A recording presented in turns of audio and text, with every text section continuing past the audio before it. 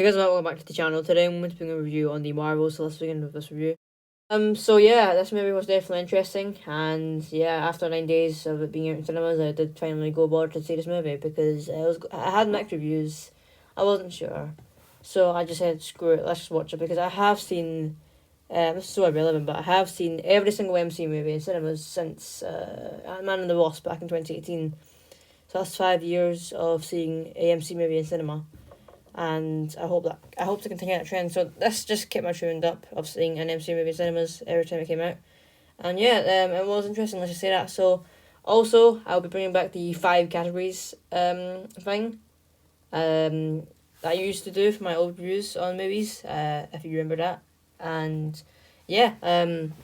Let's just get into the first category, which is the cast. So the cast is definitely really good with Brie Larson, Teyonah Parris, and Amanda Villani. Obviously the main centre core three of this film, and they're really, really good. I like the chemistry between them all, especially Amanda Villani. She's definitely the highlight. It's like seeing Miss Marvel on the big screen since, like, obviously she got her own Disney Plus TV show last year, which was interesting. Or not interesting, but it was alright. But yeah, nice seeing her on the big screen is really fun to see.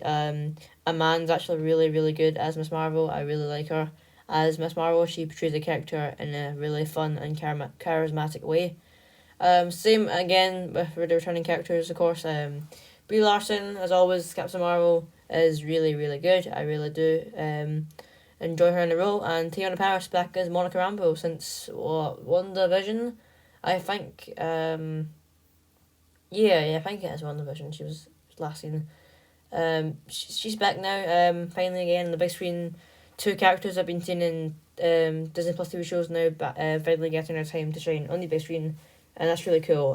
They do, as I said, they do great. And then of course, not surprised, but Samuel Jackson back in the role of Nick Fury once again, as usual, as always. Yeah, he's really, really good as Nick Fury. And yeah. I can't really think of anything else to say about the cast, but like I don't actually know the villain, the actress that plays the villain. Let me just look it up. Zawe Ashton, I think. Yeah, I think that's how you say it. Zawe. I said it weird, but yeah, she as the villain is definitely an interesting one. I didn't mind her as the villain, whilst also I didn't really like it at the same time. If that makes sense. The villain is so generic, just wanting to save our planet and take other planets to benefit her cause. It's the most generic plot I've ever seen. Like, they could have done better. Plus, she's basically like a female Ronin. She's also a Kree. Ronin was a Kree. She got the same like staff hammer thing as Ronin, and yeah, it was really, really lazy. I feel like that part. They could have done much, much better, but instead they just oh, let's just take Ronin and make him a woman and do face stuff and stuff and yeah it's really, really generic, but actually she did an alright job as in terms of actually playing the character. Yeah, but the character wasn't that good, honestly. Probably another weak downfall of this film. And also the Korean guy, Park Seo Joon. He has that prince guy, somehow, weirdly Carol's, I don't know, as a husband or something, I don't know. I'll get to that in a sec. He was alright. He was pretty fun. He only appeared in it for like 2 minutes.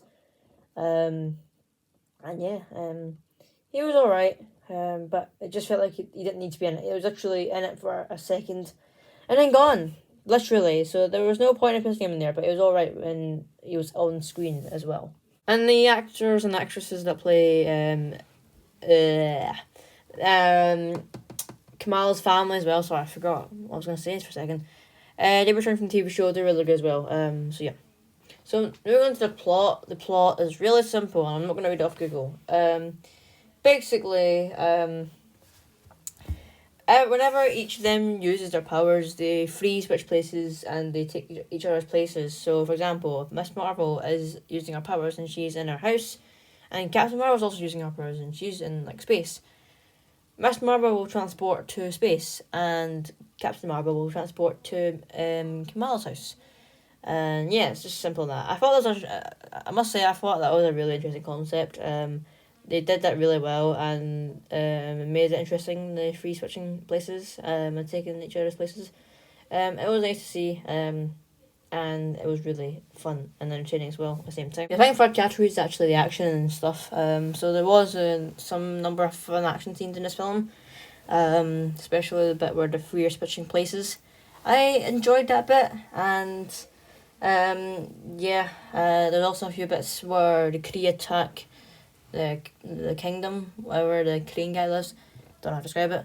And yeah, it was alright as well. And then there's a final fight between the main three and the main villain. I'm just gonna call her Female Ronin. Yeah, it was alright. The action, it wasn't the best MC have done. MC have done so much better in the past. But it was alright, I guess. It wasn't bad, but it wasn't good.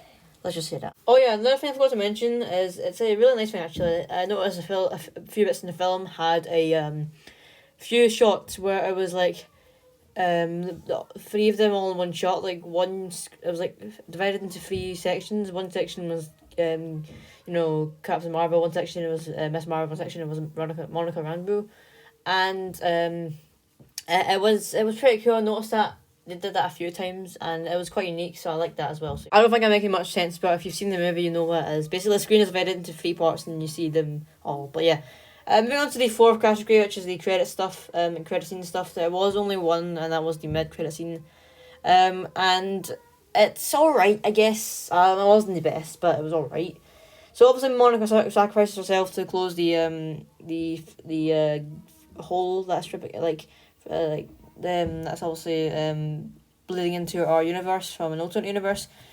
She closes it while trapping her inside, but she awakens to find herself in a room with her mother, but it's not really her mother, and Beast from X-Men. Yeah, he's in the MCU now.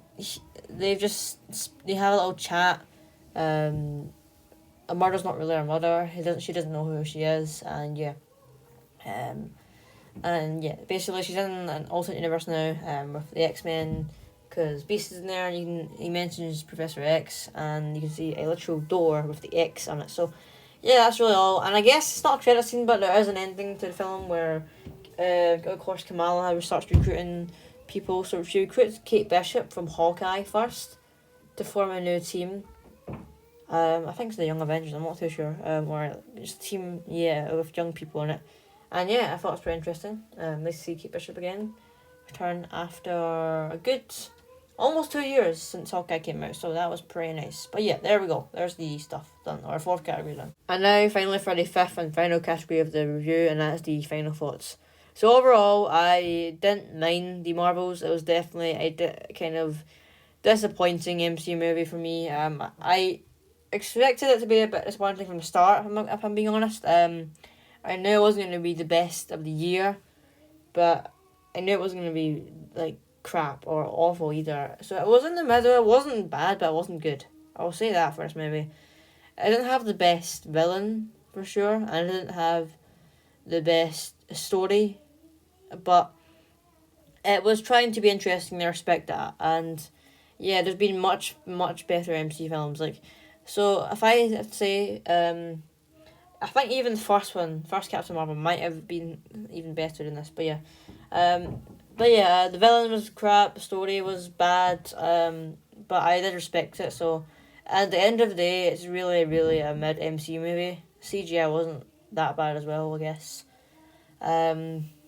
It might be better than Ant-Man and the Wasp: Quantumania, but it was definitely not as good as Guardians of the Galaxy Volume 3.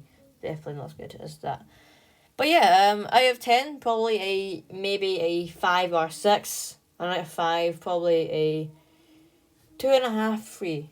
But yeah, there we go. There's the Marvels. Sorry this review dragged a lot longer than expected, but yeah, I just usually tend to have a bad habit of chat longer than I'm meant to. But yeah, if you enjoyed this review, guys, please give this video a like, subscribe to find us videos if you want to. Comment down below what you thought of this movie if you have seen it. And yeah, until next video, bye bye.